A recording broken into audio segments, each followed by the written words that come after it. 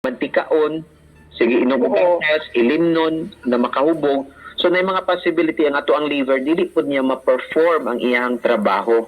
So muna karon nagadaghan ang naisakit na diabetes.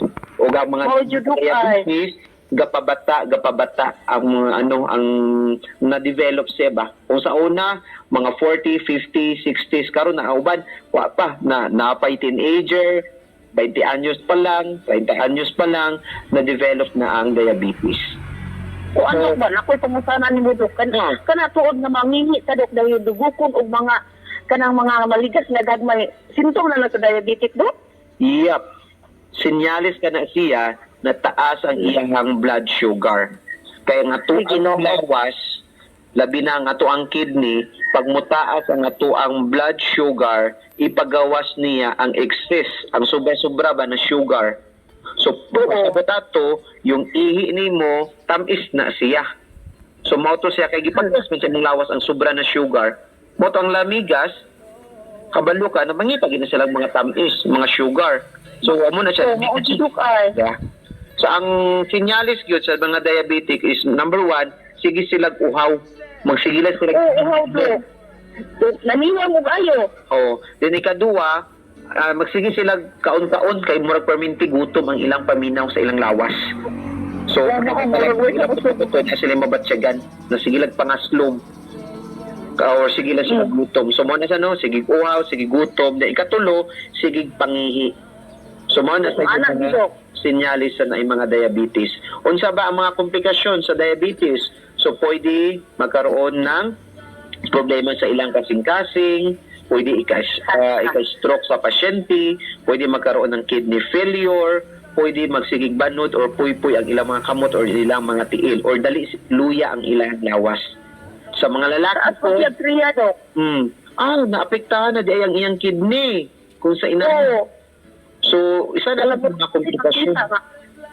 Lapas yung kriya sa normal. Oo.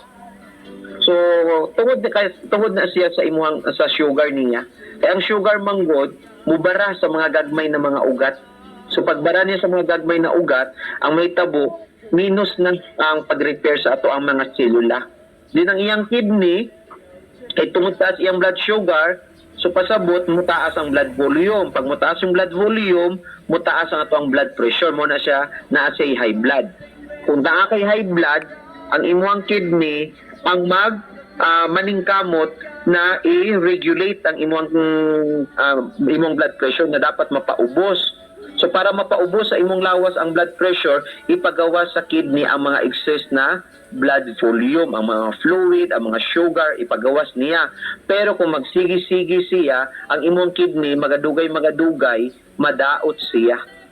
So mo to na itabukya ang mga komplikasyon. Mo to ingon ko ganina, ang komplikasyon sa diabetes ay ang usa is yung nagkakaroon ng kidney trouble. So mo na medyo pantayanan, pero ang ato ang lawas mo pod napaningkamot man pod na siya sa pag-repair. Ang importante lang natay disiplina sa atong kaugalingon na dapat kaya So dapat likayan na nato ang mga bawal for the meantime na ongoing ato ang treatment. Kay para ang ato ang treatment mas epektibo sa kalisod man pod na sige tahatag og mga tambal, magsige tahatag og mga herbal, and then ang imuhang lifestyle is still the same, di ba? Sige gyapon ka kaon ng bawal, sige inom sa mga bawal, di ba? So walay kaayuhan ang pasyente. Dok, kung sila man kanusi di may imnon niya sa kuan dok sa iyang maintenance sa NANS dok. Sa iya ginarekomenda ko yung NANS 3 times a day. Sa dili pa siya mukaon, ha? So dapat sa di pa siya mukaon, 3 times a day yung pag-inom. And then yung need pumankaon. Gapangupong pa siya karon. Usahay dok, bugat niya ang mga tiil. So kung makabantay ka bitaw na manghupong, paano ba nato mahibawan ang gapanghupong ang usa ka pasyente? Para sa improvement, usnita ka na siya. Pag itumbok niyo, malaw man gudok, inig tuslok sa suwang kamot? O, pag tuslok nimo na para maglawom siya, dindugay makabalik, pasabot ng hupong na siya. Oo. So, nga imong buhaton dayon, paim na dayon siya og UID. Taasan nimo og dosage. Ang UID, 2 sa buntag, 2 pud sa gabi. Anton, pero human na siya karon daw. human kaon. So balikon ka, di ba, kung gapanghupong, duwa ka ang yuid ang imong imnon sa buntag, ug duwa pod sa gabi. Ito na siya na mawala ang iyang panghupong. And then, kitong gapanghupong siya, ayaw sige paimna og dagan ng tubig. Kimusa mo tug hupong na siya. Kung sa mo tug hangos siya. So dapat ang tubig ana is limitado. Kung kaya bitaw mga 4 lang ka baso mas maayo. Samtang ka panghupong. Kaya ang pasabot Sunod sa kaadlaw dok, upat lang ka ba to? Yup. Kaya ang pasabot man gud sa panghupong, daghan siya tubig sa iyang lawas. Wala. Sige kag inom na inom og tubig, musa mo tug daghan ng tubig, di ba? So, Oo. kung dili na siya manghupong, pwede na mubalik sa regular na pag-inom sa tubig. Patumuo Ay, sa salamat mga kayo po. 8 glasses of water, pwede na to. Pero kung kapanghupong, ayos, agyod pa imna og dagan og tubig, kay musamot man na siya. Mulala man na siya, dinahungso man po na dayon siya. So, Oo. siya na medyo control muna. Then, nakapalit ba ka ato sa atong medical mission katong activated charcoal? Wala dok. Nakapalit ka? Wala mo grisitahan mo ato. Ha? Wala mo kunin mo grisitahan ato activity circle. Ay, wala di. Ay, sige, okay lang Japon na katong kung sa katong non-scorn coffee. Oh, nasukon coffee hinoon. Wala mo sige inom dok. O, kanang non-scorn coffee, lusawon mo na siya, isa ka timplahan para sa iyaha. Mo, ipainom sa iyaha. Okay. Buntag sa hapon, ang pag-inom. Buntag sa hapon. Ito ang inom dok oy. Ha? Hinot ang inom. So, mo to siya yung pamaagi sa pag-inom. Din ang iyang treatment, itong nagkaroon siya ng kidney trouble, itaas ang iyang creatinine, mas nindot, paano siya, after a month, ipa-laboratory, mas maayo. Kaya para oo. siya, ha? Unya, sige niya pa yun, pag-yasi siya na po itong mga pangresita sa doktor dok. Awa may problema to. Pwede naman na to isabay. Pwede na kayo to. Aw? Pwede na to sa isabay, ha? Kaya ang isa pa yung munggo na to is mo repair siya sa damage at sulod sa ato ang lawas. Then mo limpyo po siya sa mga hugaw, sa mga toxin, and then para po sa imong kidney, mo to yung sa UID niya. And then ano lang yun, lang yun, and then pa-laboratory, para mahibawan na to kung unsa na ba o kamusta na ba yung pasyente, kaya labi na kay ana-ana sa mga pagbago sa iyang lifestyle, o naana sa mga treatment na ginahatag sa iya, ha? Maod yun aw. And then ma'am, napa kay mga pangutana.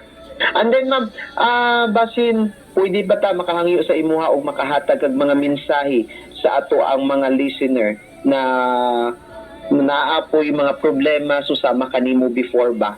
Na naka-problema ka in terms sa imuhang panglawas, na luya, and then nakainom ka sa ato ang produkto, and then nakabaton og maayo sa panglawas, basin sila pod makahatag og idea kung unsa pod ang ilahang angay pagabuhaton. Oo, ako yung gi-suggest ba nga katong parehas bitaw pod sa akong gibati dok nga dili gyud makahitap og tubig ug mapunta kay malipong din kabuhion dayon og kay pong kadalagin ang kuto-kuto hapdos ang mura dayon o din kanang kuando kaning constipated dapat sa mga kasilinganan ana kinahanglan gyud nga ato yung sulayan ang di kay sulayan ato yung kaning i-take ang non-cerebral capsule UID dayon corn coffee og dito pong pares na po na akong senior nga malabo na po ang tinanawan ako pong paliton ang kanang eye drop kay maigid kayo siya og resulta. So mo na to siya ma'am. Okay. O dok. Okay. Then daghan ko kayong salamat to kay daghan jud ay kung nahibawaan nimo dok. Dagan po salamat ma'am no. And then ma'am once again ma'am, thank you so much ma'am no sa paghatag nimong panahon og gigayon og pag-share nimo sa imong mga testimony og hopefully kining ato ang conversation makahatag kini og maayong idea sa uban para sila pod makaangkon sa maayong panglawas. So once again ma'am, thank you so much and God bless.